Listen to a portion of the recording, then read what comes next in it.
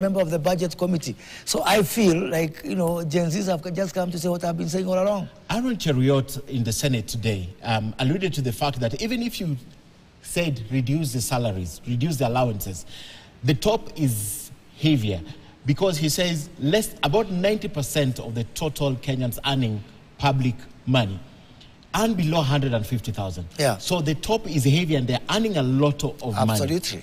So they call now that the president dissolves the cabinet. Do you think, because you've been hearing the Gen Z voice, they've said, dissolve the whole cabinet, let's start afresh.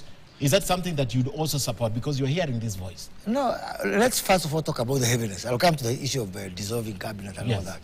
Let's talk about the heaviness, As I've said, the first thing to do is to ask yourself, why would these 53 million people be so not loving themselves as to love these 1 million people? Why would you love me like this?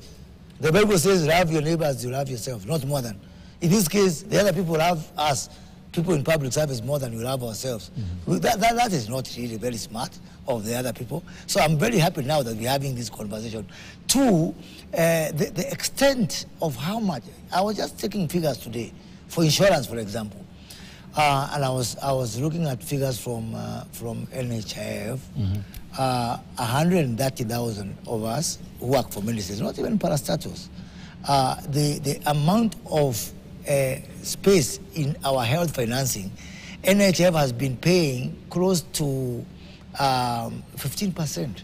15% of all our health spending has been on 130,000 families. Only. Imagine. Is it no wonder that our healthcare system has been collapsing?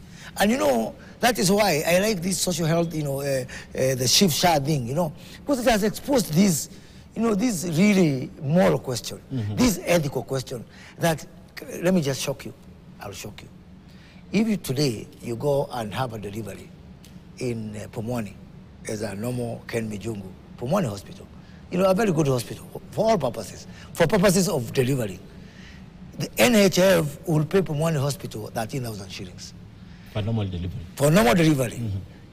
I go to Aga Khan as a public servant. And I'm not talking about senior as a public servant, even ordinary as a public servant. Yeah? The NHF will pay 89,000 for the same delivery. 89,000. Compare with 13,000. Is it that this guy has come with what now? With extra bundles or what, Okay. And it's just a question of equity and equitability. Okay. And in fact, are we saying that this kid and the other kid, that their trajectory in life is going to be different? No, really, their time has come now for us also. And that's why I'm saying, the biggest problem we have in this country are the people I look after. The public servants. You find that that's only a tip of the iceberg. Now, just try to go now to the state corporations, to the parastatals, for example, where the numbers, whereas I've got 130,000 people I look after in public service, the ones in parastatals are 400,000. 400,000, and they spend another huge amount of money on things like medical and all that kind of thing. So you find that these 1 million people, if I find any of us in heaven, I'll cause a riot. But dissolution of cabinet, I think that's the prerogative of the president. Okay. Why are we dissolving cabinet? Are we dissolving cabinet because people feel that we are not performing? Fine. Yeah. And if the jury says that Moses Kuria has to go home, I will be the first one saying yes, we go home. But it's about time we also deliver, and it's about time also we execute. It's not just about talking and big plans. I have a problem myself in our execution. I think that this whatever has happened now is a good window to open and say, are we quick to execute? Okay. Yeah? Okay. Because, Kenyans, we are short of time. We can't waste one single day. All these bureaucracies, rigmaroles going round and round. So what we need is to have sharper focus on delivery so that we can be able to deliver the results for Kenyans. Okay. And in so doing,